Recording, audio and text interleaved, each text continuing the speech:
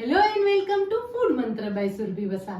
આજે આપણે એક મસ્ત મજાની વાનગી બનાવી। સૌથી પહેલા આપણે પા કપ સિંગદાણા લેવાના છે। કાચી જ મેં અત્યારે સિંગ લીધેલી છે, તો પા કપ સિંગ લઈશું। એની સાથે 2 ચમચી તલ લેવાના છે। એની સાથે ધાણાજીરું પાવડર લેવાનું છે। ભરેલા ભીંડામાં હંમેશા ધાણાજીરુંનો વપરાશ વધારે થતો હોય છે, એટલે અત્યારે આપણે 2 મોટી ચમચી ધાણાજીરું પાવડર લઈશું। એની સાથે 1 ચમચી લાલ મરચું પાવડર લઈશું, 5 ચમચી હિંગ લઈશું, 5 ચમચી હળદર લીધી છે અને 5 ચમચી હિંગ લઈશું।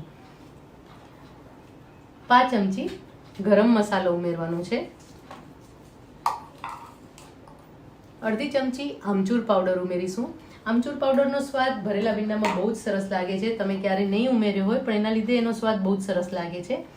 ચપટી સંચર પાવડર લઈશું અને 1 ચમચી ખાંડ લઈશું। હવે આ બધી જ વસ્તુને ક્રશ કરી લઈશું। જો આ રીતે મેં પાવડર તૈયાર કરી લીધો છે। હવે આ ભરેલા કોઈ પણ તમે શાક બનાવો ને તો એમાં આ પાવડરનો ઉપયોગ કરી શકો છો, અને આ ડ્રાય પાવડર છે એટલે તમે એને લાંબો ટાઈમ સુધી સ્ટોર પણ કરી શકો છો। તો આ ભરેલા જે કોઈ પણ શાક બનાવવા માટેનો એક આ મસાલો છે એ તૈયાર થઈ ગયો છે। એને આપણે બાઉલમાં લઈ લઈશું।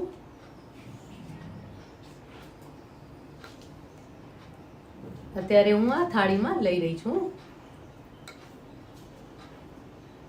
અત્યારે મેં લગભગ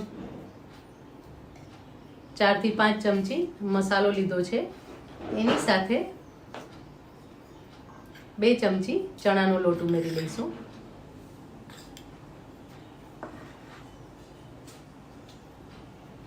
પા કપ કોથમીર ઉમેરી લઈશું,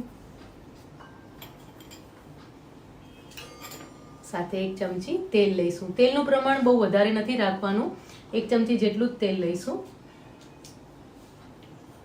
અને મિક્સ કરી લઈશું।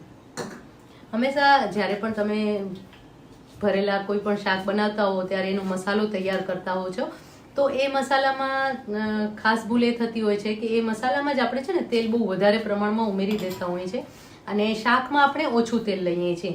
તો શાકમાં ઓછું તેલ લેવાના કારણે શાક સરસ રીતે ચડતું નથી હોતું અને એનો કલર પણ જળવાતો નથી હોતો, અને મસાલામાં તેલ વધારે હોવાના કારણે શું થાય છે કે મસાલો એકબીજા સાથે બહુ વધારે પ્રમાણમાં ચોંટી જતો હોય છે। તો એ વાતનું ખાસ ધ્યાન રાખવાનું છે। જો સરસ મજાનો મસાલો તૈયાર થઈ ગયો છે, ભીંડાને ભરવા માટેનો મસાલો તૈયાર થઈ ગયો છે, અને કોઈ પણ ભરેલા શાક બનાવવા માટેનો પણ આ મસાલો તૈયાર થઈ ગયો છે। આ મસાલો તમે કોઈ પણ રીંગણાનું ભરેલું શાક બનાવો કે બટેટાનું ભરેલું શાક બનાવો કે ડુંગળીનું ભરેલું શાક બનાવો તો એમાં તમે આ મસાલાનો ઉપયોગ કરી શકો છો। આ રીતે ચણાનો લોટ છે ને એ પહેલાં નથી ઉમેરવાનું, પાછળથી આ રીતે ઉમેરી અને રહેવા દેવાનું છે। તો ભરેલા શાકનો મસાલો સરસ